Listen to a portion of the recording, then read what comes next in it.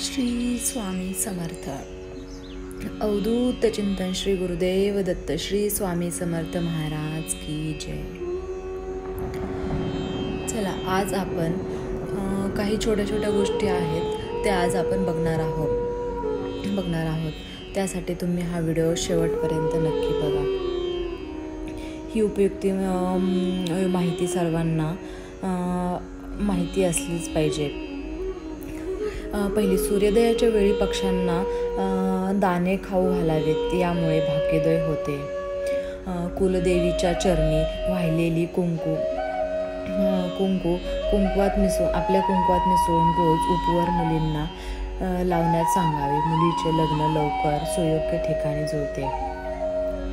7:30 मध्ये दररोज हनुमान चालिसाचे पठण करावे. नित्य रोज 3 वेळा हनुमान चालिसा पठण केल्याने 7:30 सौम्य बनते.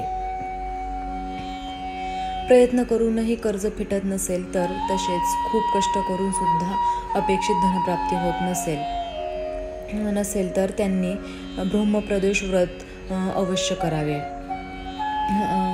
गुरुपुष्यामृत योगावर गजानन विजय ग्रंथाचे पठण करावे. मनोकामना लवकर पूर्ण होतात.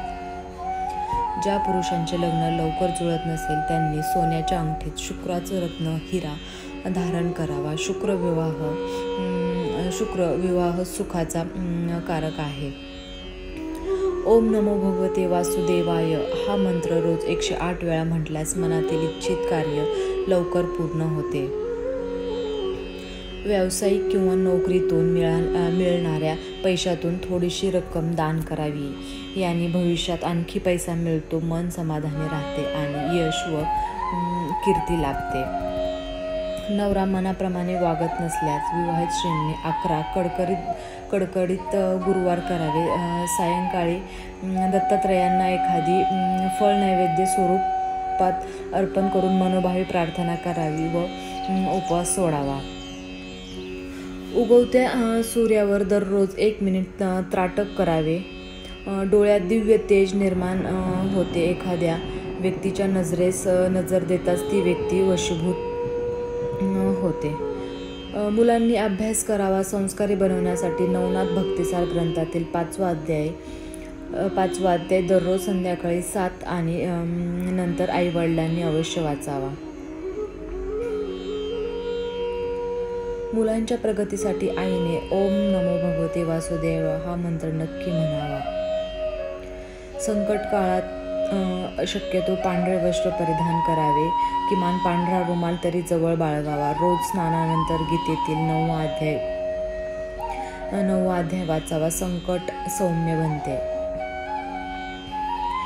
एखाद्या महत्त्वाच्या कामासाठी घराबाहेर पडताना श्री गजानन जय गजानन हा मंत्र म्हणत गणपतीला 108 दुर्वा व हव्यात त्यातील 4-5 दुर्वा खिशात ठेवून कामाला जावे. काम तुमचे यशस्वी बनते. उपास केल्याने शरीर शुद्धी होते.